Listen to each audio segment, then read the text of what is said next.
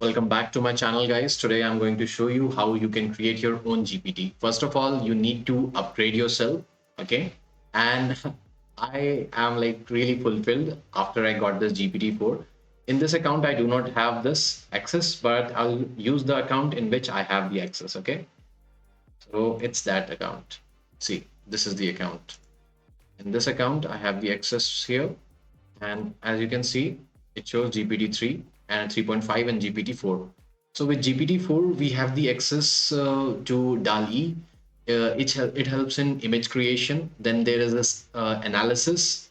It can analyze our CSV file, like data analysis and all that. And we can even connect our GPT with browsing. Okay, it can search the internet. Okay, so first of all, what we will do in order to create our own GPT. See, this is what I'm talking about. We will click on explore. As you can see, this is where you have to click to create your own GPT. What does it say? Customize a version of GPT for a specific purpose. As you can see, I have created many GPTs, a Python developer. It helps in exams and developing projects basically. API architect, GPT idea generator, code doc AI, and many more. Okay, and these are the GPTs made by OpenAI. It gives you the image of your imagination. It helps in data analysis, and all these are given by OpenAI. As OpenAI founder once said, like in a conference, that they will be making like they will be launching the GPT store. So if you make your own model for the specific purpose, and if you make it public, see here, after I like, okay, I'll show you, like if you make it public and if a lot of people uses that, a OpenAI will give you some portion of their earnings, okay, revenue based on that. So what does it say? Hi, I'll help you build a new GPT. You can say something like make a creative uh, who helps generate visuals for new products, or make a software engineer who helps format my code. So basically, it is saying like you can ask it anything, and it is really, really easy. OpenAI has made it really easy to create our own personalized chatbots. So I will say, let's say I want to create, um, um, I want, I want to create, I want to create a GPT for uh, GPT that GPT that is a software developer and can can help me in my projects. Okay, so see, basically what is happening here, it is reconfiguring, it is giving instructions to GPT builder. This side is the GPT builder. This is what we call playground. Here we will try to type, give the prompt to GPT, and we'll see if we are getting the proper response or not. If not, we will give other instructions to GPT builder to make the specific changes, and then again we will play it out in the playground, and we'll see if it is working or not. Okay, so what is it saying? It is saying, let's give your GPT a name that fits its role as software developer. How about calling it a code companion? Yes, sure. I said sire. No worries. Now it is generating a profile that will be depicted here in this space. Okay, let's wait. Let it create a profile, and we'll see. Okay, nice. Like a James Bond. Yes, great. And don't worry, even if you type a bit wrong, it doesn't matter. Like it is intelligent enough. Okay, so don't worry about that. What does it say now? Now that we have name and profile picture, let's redefine the context for code companion. What specific type of software development project or programming languages should it specialize in? Basically, we have to tell the GPT builder that our code companion should be specialized in which domain. I'll say, I'll say Python and other tech, the technologies, Python and other technologies, technologies needed for developing a project. Okay, it is updating again. Great. Okay, Code Companion is now tailored to assist with Python and other technologies needed for software development. Let's consider how Code Companion should interact with you. It is asking you whether this GPT, particular GPT model that you are creating, should interact with you formally or casually. I want it to be casual. Okay, it will ask again. Different question. I didn't want to avoid anything, so I didn't mention anything. No matter. Okay. Now, Code Companion is set up to assist in casual and friendly manner with your software development needs, focusing on Python and various technologies. You are all set to interact within the playground. This is playground, okay? Would you like to try it out? See how it assists you with your project. Remember, I'm here to help you. I'm here to listen to any refinements you might have. Okay. Hi. I'll say hi. Let's see what it does. Yes. Let's say I want to create a project, a mini project like Morse code converter. Okay. I want to create a Morse code converter. Okay. Saying it sounds like fun and interesting project. Okay. Basically, it is telling you that you will need a dictionary in Python. Dictionary is a data type in Python in which you will define each character from our English alphabet to some special characters like dot, dash, dash, something like that. Okay. And even the numbers. So we'll take user input, we will make a function, then we'll handle spaces as well. Okay. And then there is case insensitivity that we have to make sure that we do not face. Like if in our code, if we like you see here, it is all in caps lock, okay, like uppercase. It is not mentioning anything about the lowercase, so that is why we have to address this as well. Like a user can enter in small case, right? So we have to see, and then we have to reverse the conversion. Okay, so reverse conversion means we have the Morse code and we want it to be text, or then we want the text to be in Morse code, like vice versa. Then error handling. Okay, see, it is so thorough here. Okay, it gave us this code. Okay, we will copy the code, and I have this open here. Uh, I'll paste the code here. Basically, I made a file in the background. Okay, and we'll try to run this. See, example is here. So it is asking. Okay, it is asking a string. Basically, a string means my name could work. ARYNRN as dog.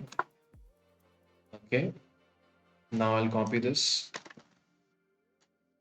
It was just asking to print text to Morse. Okay, it was just converting text to Morse. Okay, so it will not convert Morse to text right now. So I'll ask it. I'll ask this particular GPT model that I want. I want. Uh, I want a converter that asks the user if they if they if they want to convert from convert text to Morse or vice versa in loop,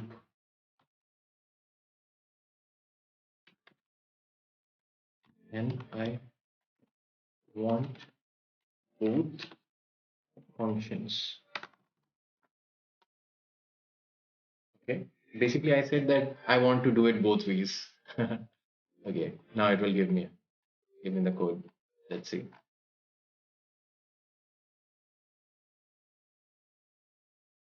Okay. Okay.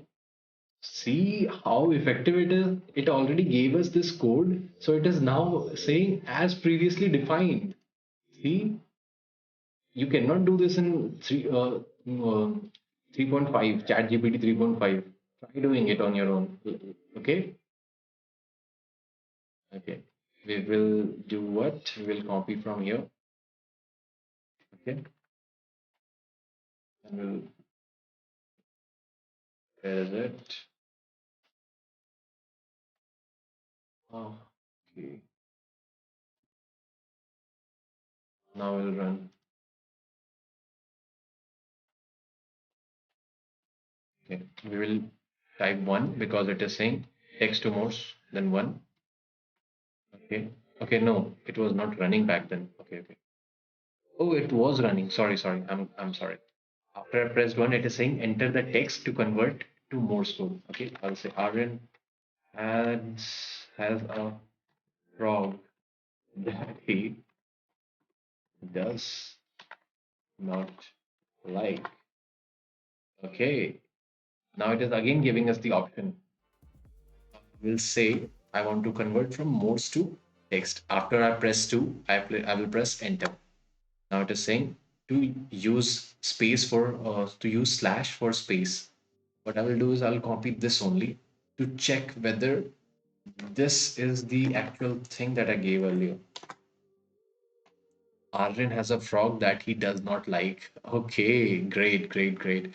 And now I'll press 3 and exiting the program. Goodbye. It is really, really simple. See, this is the power of GPT-4. I'm telling you, like you can do what you can train this GPT-4. I'll firstly save this and I will make this public and I'll give you the link as well. Okay, so that you can try it out. Okay, so this is how it will look, and there are some more features like um, configure. Here you can upload files, like if you have a book or something which you want to learn or something like that, you can do that. Here are the instructions, like the instructions whatever I gave the GPT builder, it it tried to make it a like concise description out of that. See, Code Companion is a GPT specialized in software development, focusing on Python and various relevant technologies. It provides expert advice on Python databases, web frameworks, version control systems, tailoring its guidance to real-world project development. It communicates in casual, friendly manner, making technical decisions more approachable and enjoyable. Code Companion avoid giving incorrect information, does not perform real-time coding or access external systems. Okay, it clarifies ambiguities in user queries, ensures its suggestions align with industry standards while maintaining a relaxed and engaging tone. Okay, these are the four questions that are provided here. You can change that. Like if I press, okay, it has gone now. Hey, what's up? Now I will see. Will come here, and I can give it this capability as well. Okay, I'm giving it now. So it can analyze the code as well. It has three abilities right now. It can browse the web, it can create image, it can interpret the code. So now I'm updating it and saving it for public. Now I will be giving it to you. Okay. There are other functions like this, but these are the advanced things. You do not need to know right now. Okay. We'll come back to that later. And again, this is the main page. This is the page where we can put queries. Okay. So using this we can put files, and we can understand like if you want to analyze something. Okay, let me show you something. Where do I have it? Okay, read me. Do I have something? There is this book. Okay, I don't know what book it is. It's been time, some time. Let's understand. Or maybe not this one. Something relevant. Uh, no, I do not have something here. Basically, what we'll do is we'll just paste a we'll just copy paste a file here, and we'll ask it to analyze. If it is a programming file, it will analyze and it will tell us what is actually happening. Or maybe I can do it with this. I'll save this and I'll just, where is it? I'll just copy it. Let's see if I can like paste it here and I will try. Oh, I did. Oh my God. Anna, analyze it. Okay, let's see.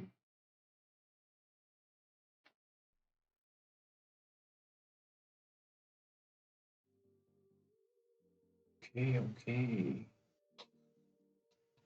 See, it can go inside your document and it can understand this. So basically, it has like uh, these are the upgraded features, and see this is the code which it used. It is basically file handling. You will learn in Python. This is file handling. It went inside, it understood it. Okay, it read it, then it gave ChatGPT all the information, and after the information is provided to ChatGPT, you know what ChatGPT can do. Same way, like if we provide information here in this space, it's same like that only. Okay, so I hope you enjoyed this session here, and keep keep trying this out like with chat gpt, and I will share this code companion link with you guys, okay, in the description. Let me know what new things you did with your chat gpt 3.5, or if you have chat gpt 4, let me know. Okay, take care till then. Bye bye.